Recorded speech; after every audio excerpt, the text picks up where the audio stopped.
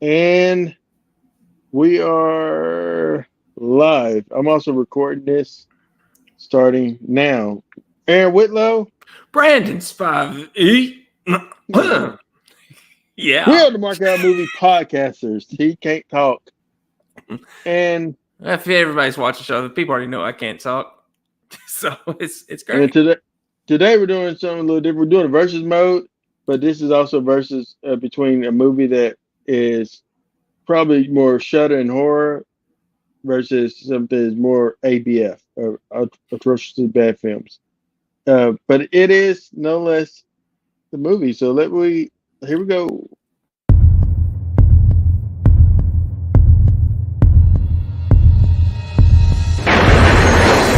Name is Blackula.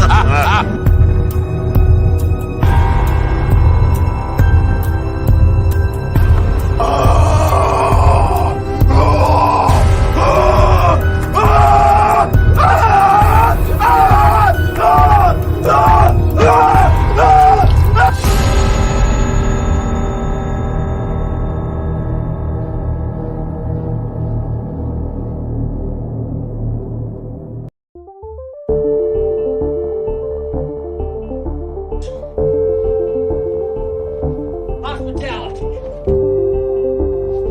And you can't piss on hospitality. I won't allow it. What would interest you? Something the size of a jumbo jet? Have you been circumcised?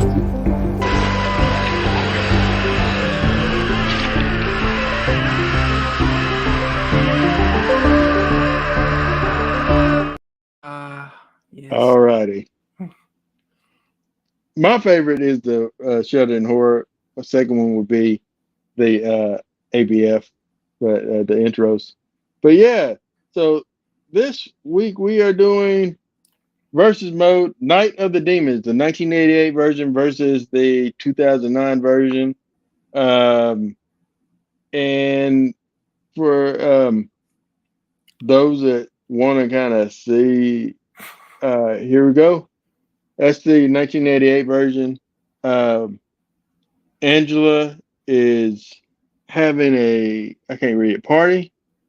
Yeah. Jason and Freddy, what did you say? Jason and Freddy are too scared to attend or something like that. That's a good jab. That's a good jab.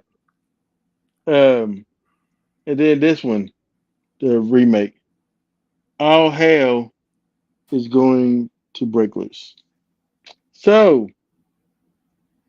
these movies are, as Brandon said when I was talking to him, though the name is the same, they are two drastically different films.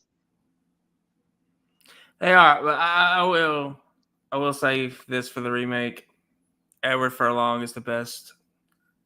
Although I truly believe he was out of his mind on some drugs when shooting this movie, which is probably why he's a standout for me because everything about that movie, You like kooky.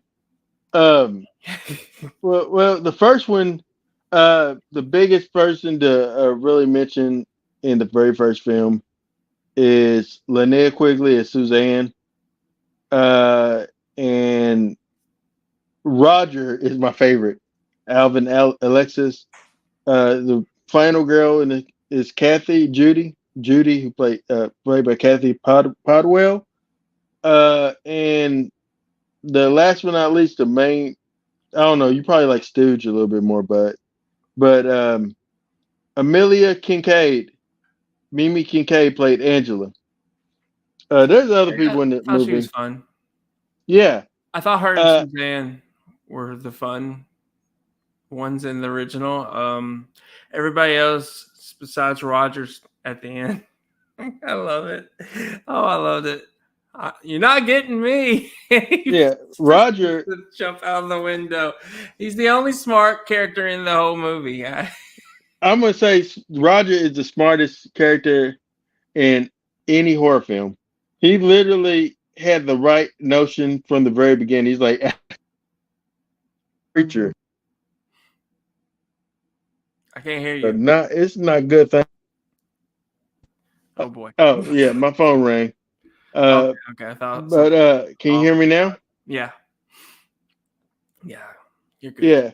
He literally said, "My daddy's a preacher. You don't play around with this stuff. None of this is good." And so he spent the whole movie trying to find his way to get out. Yeah.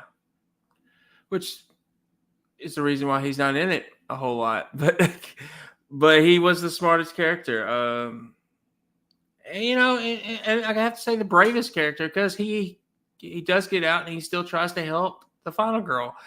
I was like, man, you selfless. I love it. I love it. I love it. Good. He's a good guy. Because me, I would have left her. She was talking about Roger. Like she was kind of when other people in the movie was standing around, Roger was running. Yeah. Roger seen Angela coming and he just bounced. He didn't say, "Hey, Angela's coming." He just ran. You need to take the cue from Roger. If you never seen this movie, anybody that's listening or watching this podcast episode, go back to the 1988 version just for Roger alone, because Roger didn't play when it came to demonic stuff. He says, "I'm out." Yeah, you don't get a Roger in the remake. There's no Roger. No, there's no Roger. The closest we had is the doctor guy. I would say the Yeah. no, yeah, he's the closest that was like, no, something's weird about all this. that line, I'm not gonna repeat it, where he's like, she put the lipstick and put it out. That line kind of got a chuckle from me because just the way that he delivered it was like. There are some things in the remake that completely is ABF. Like when the first scene that you have is the lady from the very first house, the old timey house, Oh yeah. shot in sepia, and it's so bad. But anyway, she commits suicide. She jumps off the thing, but in doing so, she gets decapitated. Don't know why, don't know how, but she gets decapitated. But clearly, it's like a mannequin looking head that falls to the ground. Yeah, that's what we got. The remake we have uh Shannon Elizabeth, um Eddie Furlong, Yep. as you mentioned, and who you said that one, you mentioned the girl from Freddy vs. Jason, Monica yeah. Keene. It also has a girl from Texas Chainsaw Massacre: The Beginning. I forget her name, but she's like Monica Keena's best friend in the movie. I think she's the first one that kind of comes a demon after Angela, of course. But Okay, the one that became one via coitus, Yeah. via the relations. Yes. Yeah, she well actually, yeah, she is the first next one that became one. Well, because Angela kissed the guy, and the guy and her went in to the room to be alone, and he went in the wrong way, and she became a demon, and there was worms. Worms. Yeah.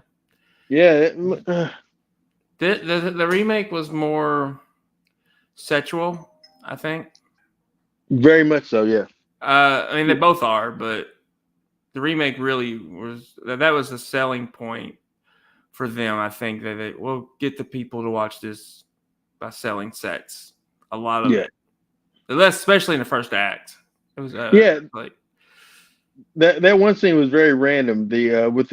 And it was a subplot that never came back. Like the guy that was after him, like you gonna sell my drugs or oh yeah, this is gonna happen. But while he's saying it, he's clearly not even phased by what's happening. There was no need for that scene to be there, other than just to show he has power. I guess I don't know. It's a weird scene, and Eddie Furlong's talking to him. He's like, "Hey man, I can come back." He's like, "No, sit down, and then let's talk." While something's happening, and you're like, it's just distracting. That's what I was thinking. I was like, this is very distracting, man. It What is reminded the me of Swordfish a little bit. you did When it seem like it happened in there? yeah, with Hugh Jackman and John Travolta. John Travolta's character forced Hugh Jackman to get what this guy was getting, and while hacking some money for him, he had to do it less than a minute, I believe. It's been a long time since I've seen it, but I remember that scene specifically. You know, in the remake, it made me also think when I seen Eddie Furlong pop up. Oh, by the way, for those that aren't going to watch this, the remake that came out in 2009, Linnea Quigley has a cameo in it as a lady selling candy, wearing the same outfit she wore from the very first one, and doing the same thing, bending over, which was no purpose because there's children at her door. Like, why? Why? I felt like the guy that made.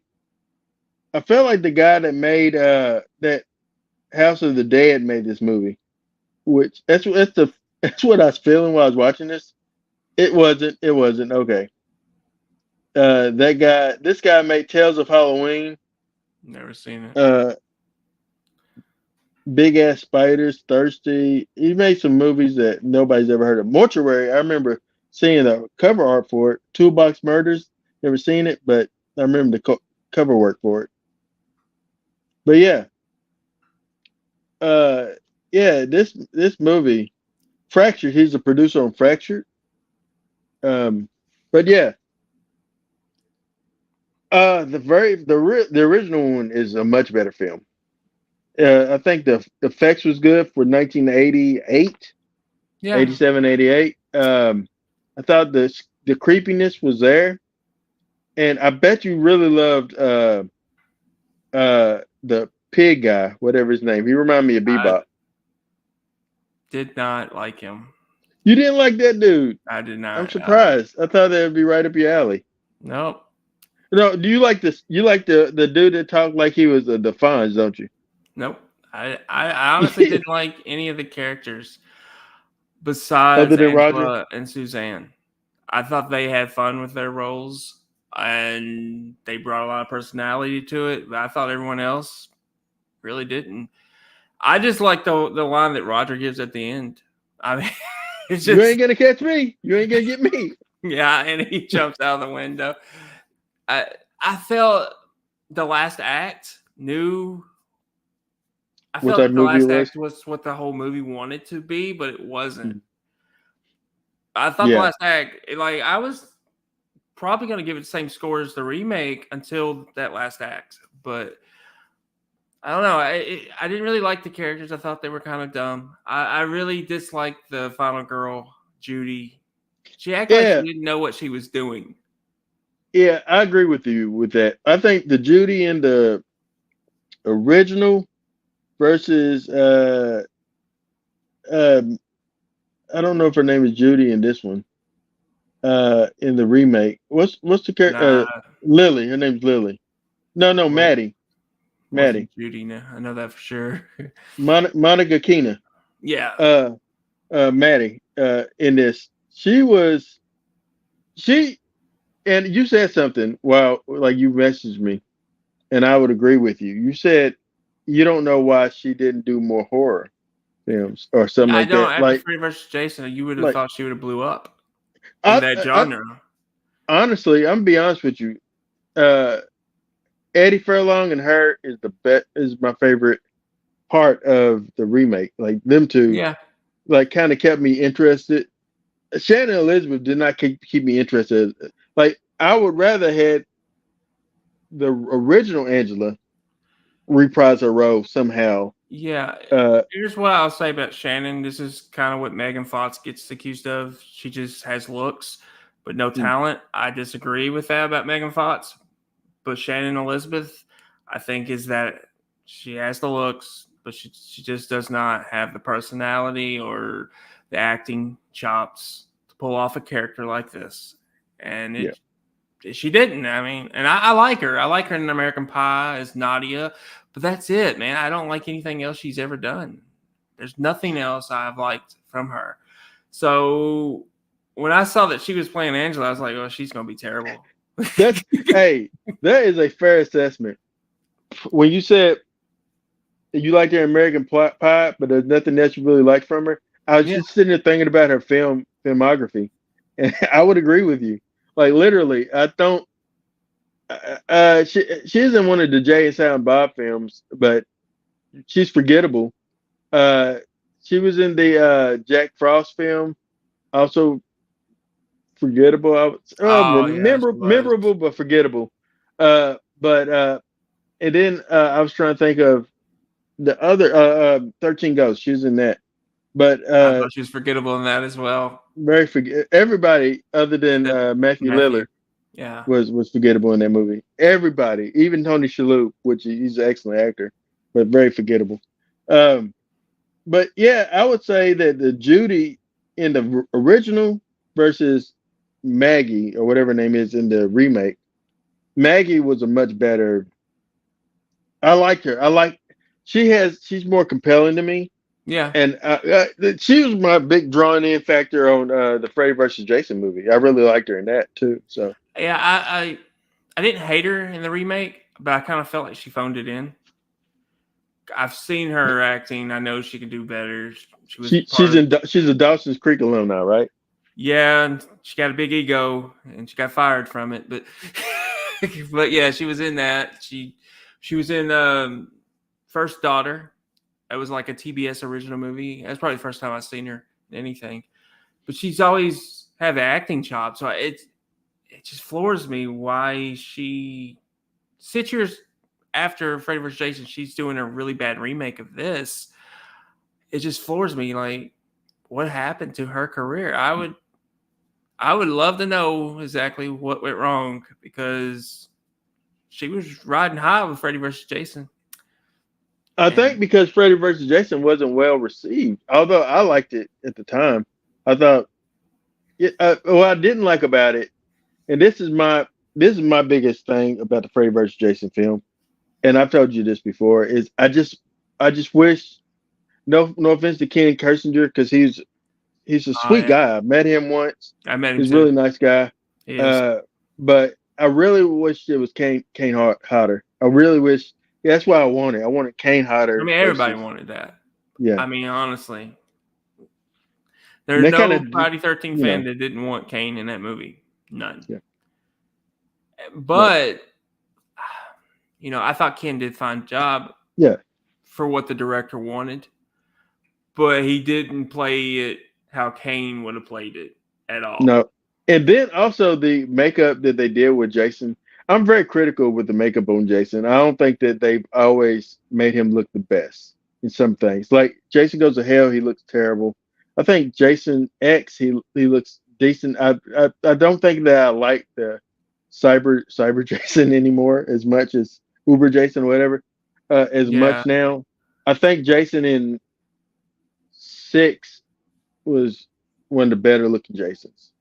And then I also like Baghead Jason. I don't think he gets a lot of love. I like Baghead Jason. I like Baghead Jason.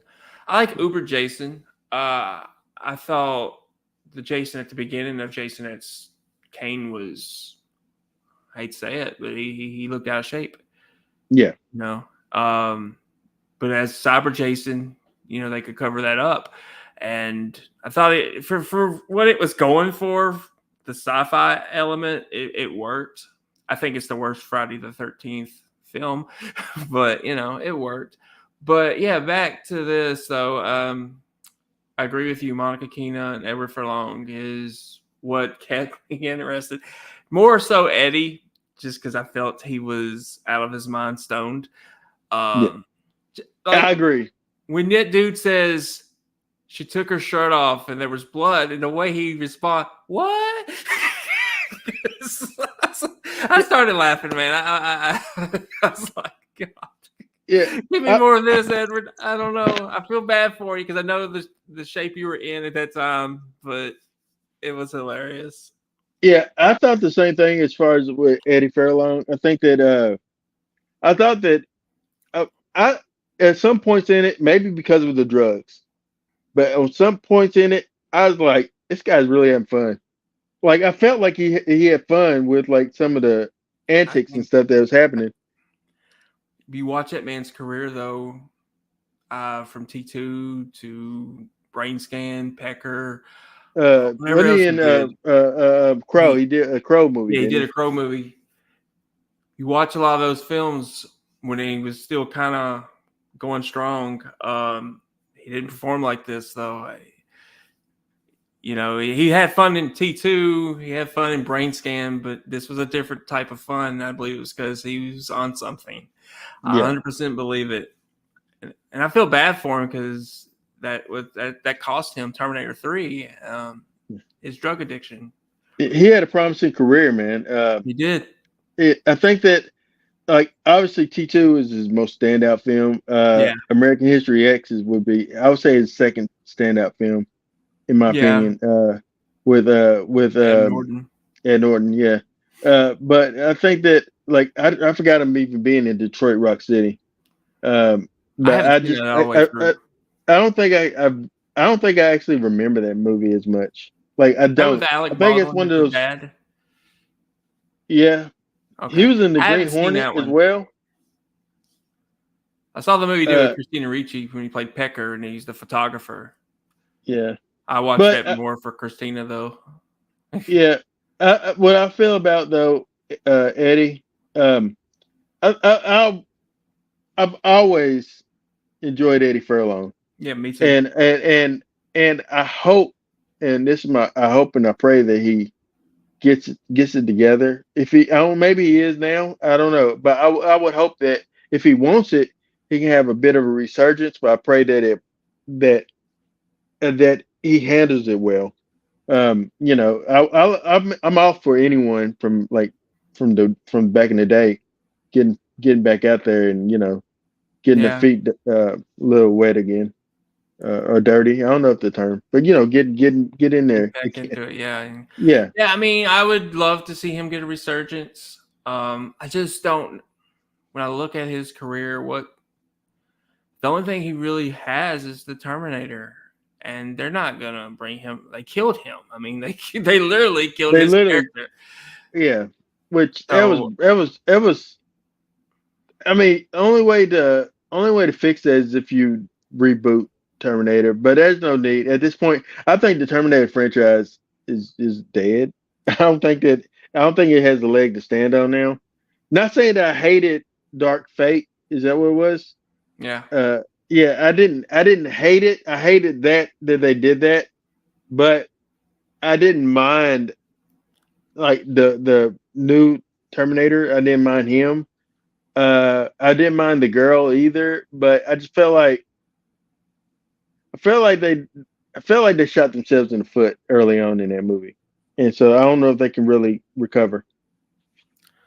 I mean, a lot of people probably feel the same way. I know a lot of people didn't even finish the movie after they killed John, so a lot of people feel the same. I loved the movie though myself. I was a big fan of it. I thought it was the best sequel since T2. And if that's how it goes out, that's how it goes out. Although it's not over. They got that anime show coming out on Netflix next month, and they got a new video game coming, and there's talks of a new movie. So I don't feel that you can kill the Terminator. I just don't feel Arnold will ever return. And he shouldn't. Honestly, he's 70s something now. So, but yeah. Now back to this the 2009 Night of the Demons. One thing there's a couple of things I didn't like. One, there's a lot of things. There's several things.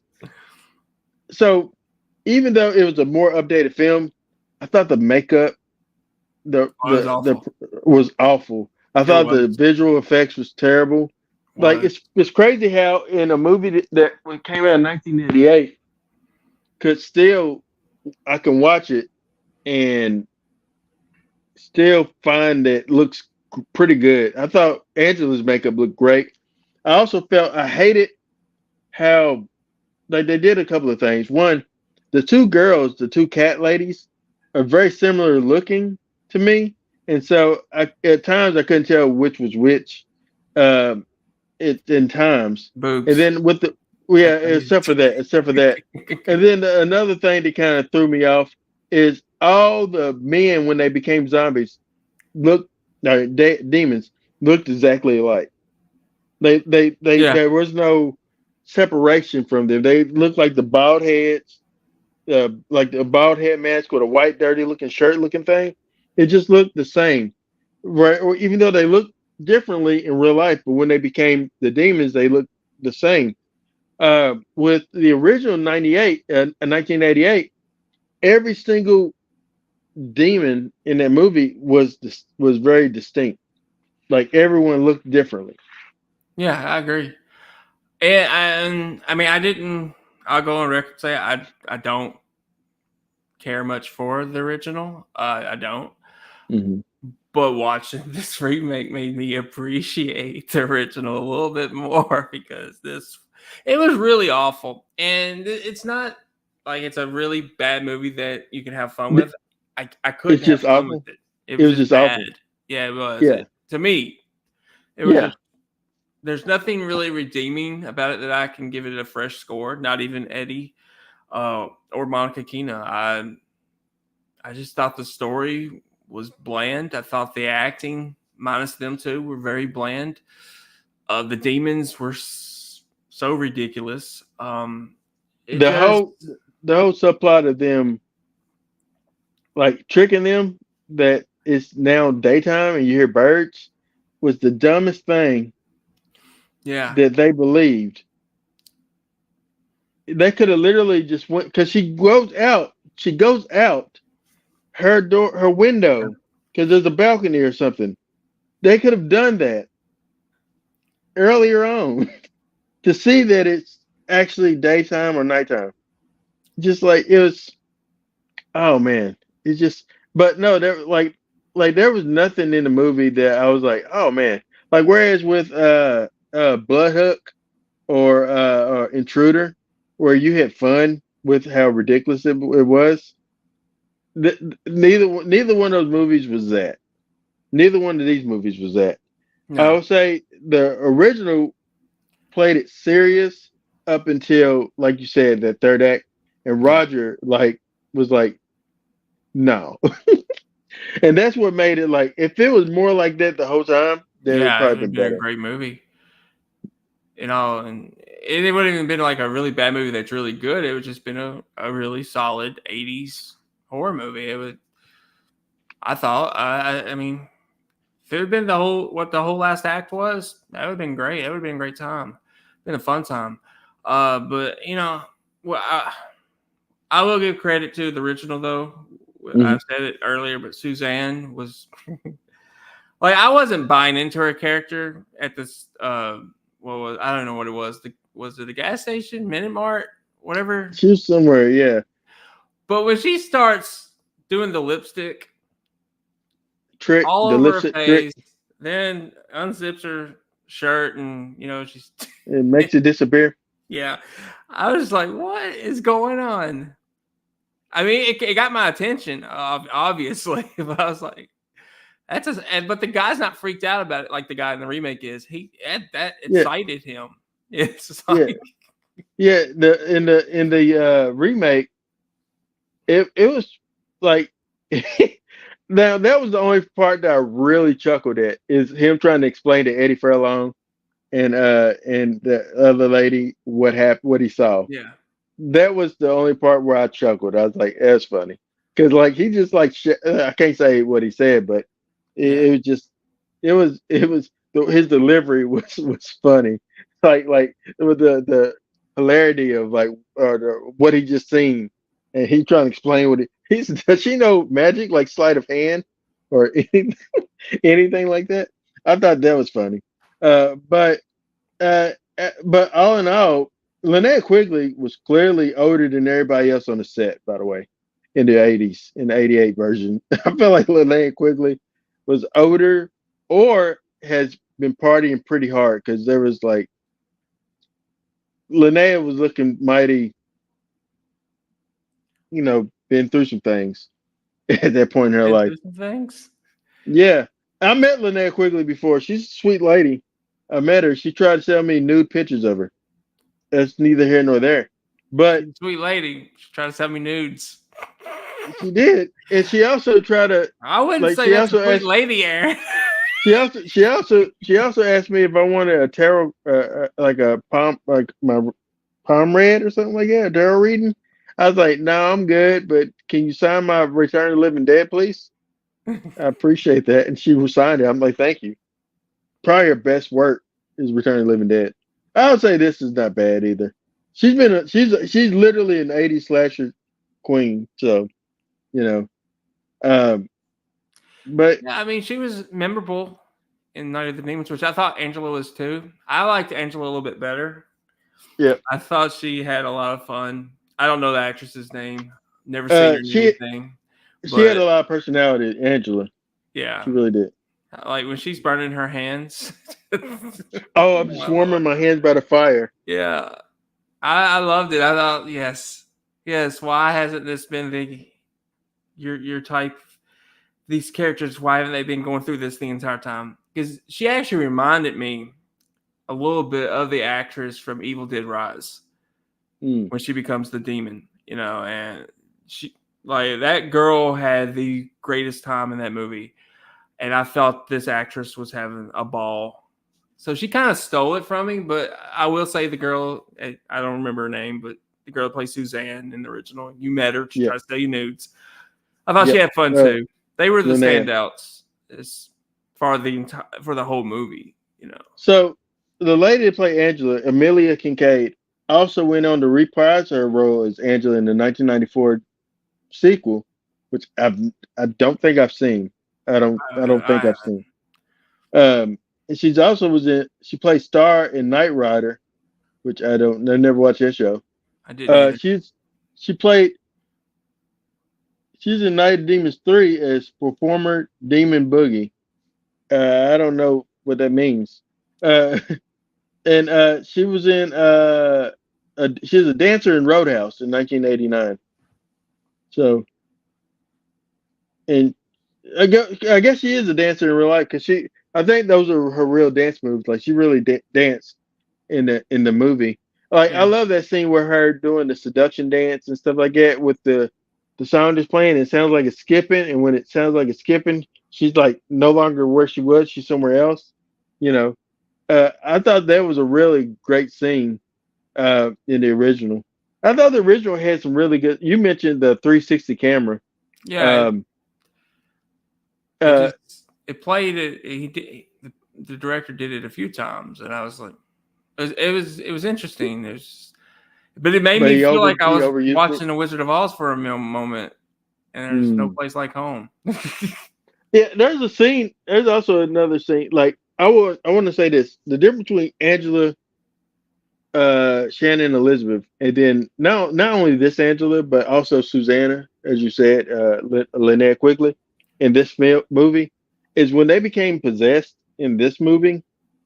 You could tell that they changed the way that they act as characters. Yeah, It's very like Linnea. She said something like, at least for tonight anyway. But the way she said it was like a demon trying to pretend to be human talking, you know. And it was very noticeable. And then like with Angela, just the way that she just kind of like the way that she was acting before, like her way she was talking, like we gotta respect the dead that live here is haunted. Instead of the way she's talking, kind of like that. It yeah, went to a more deeper, more like seductive type of control type of voice. So I give them props for making differences by their, acting differently when they became possessed in the original. Like I feel like that they had more fun in the making of the original film, and I felt like more stakes involved in the original film than in the remake. I felt like more bored in the remake. yeah. I would agree with that. I won't say I hated the girl that played Suzanne in the remake. It's just you couldn't really focus on her character because No, you cannot. her boobs are I just know. hanging out. It's just the entire time. I was like, Thou said it.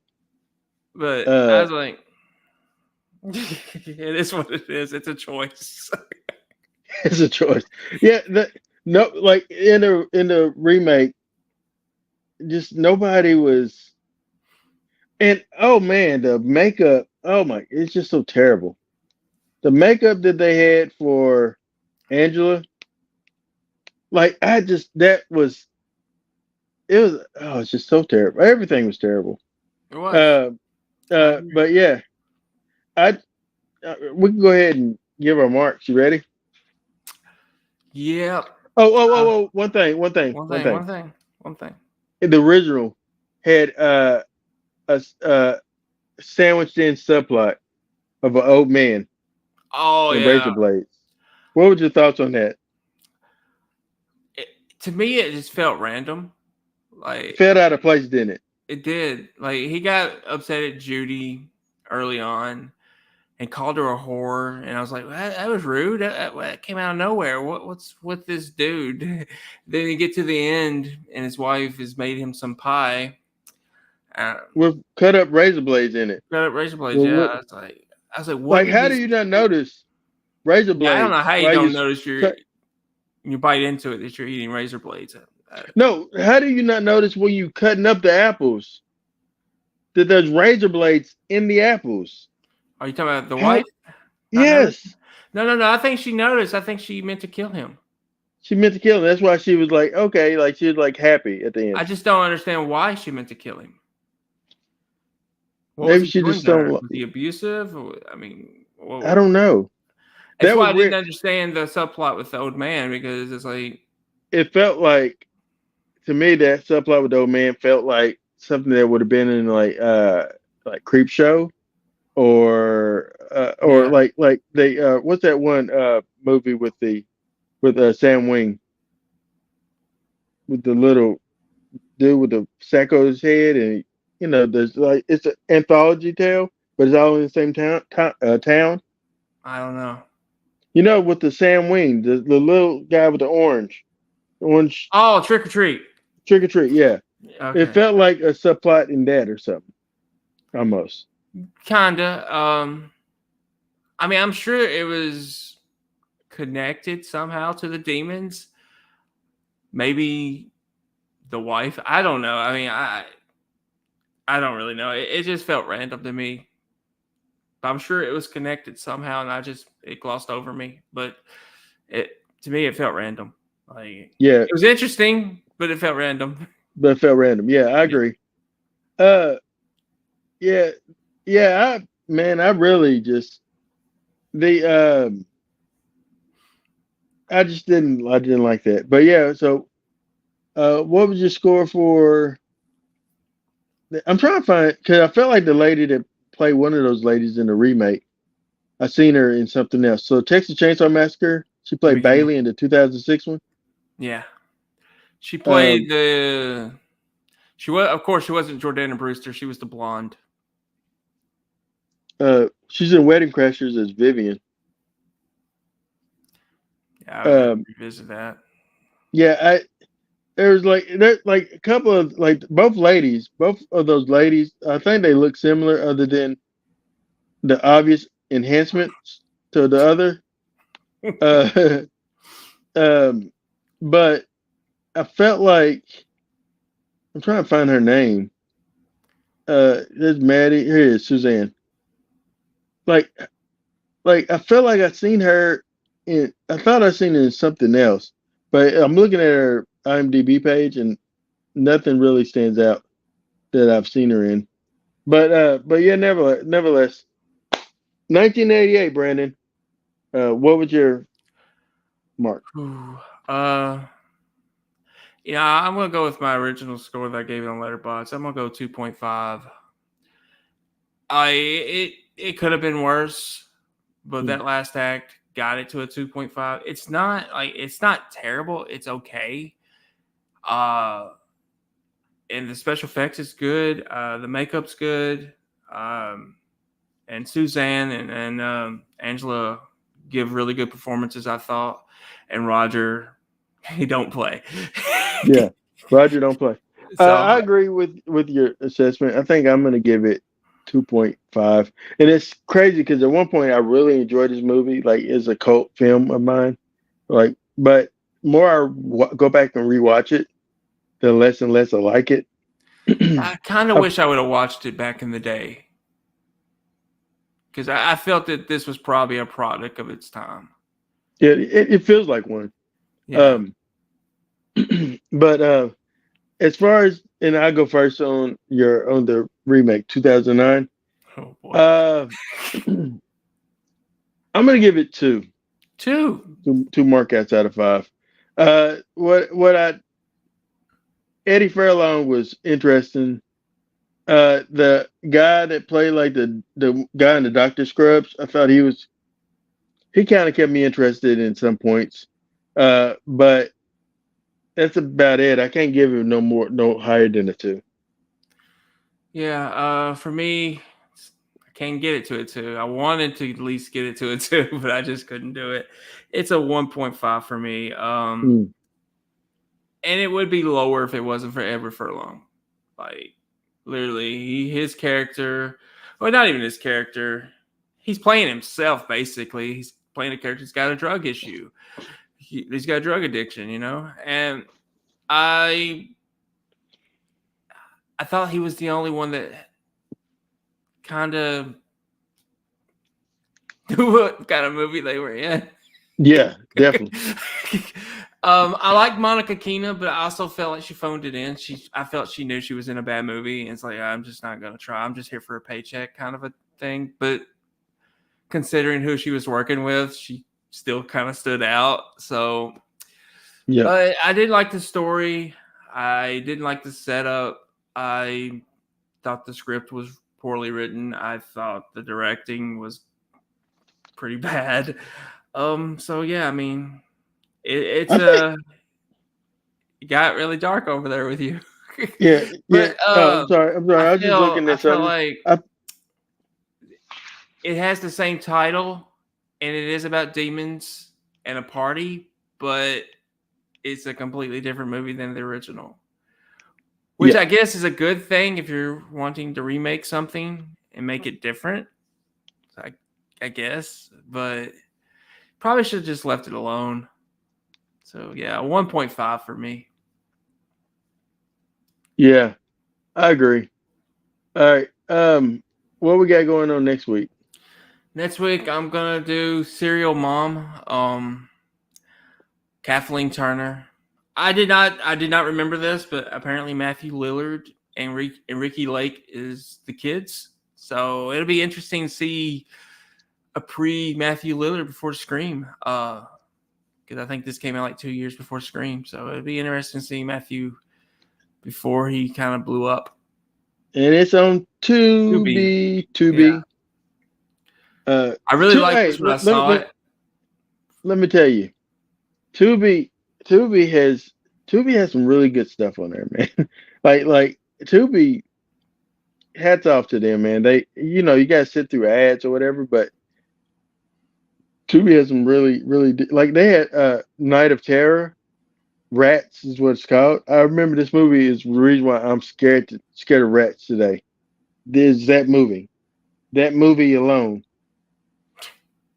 scared me to this point where today I can't do them. I don't do rats. I don't do mice. I don't do rats. I know of your story, Brandon, but I know that's why I don't do them, because that movie is a scene.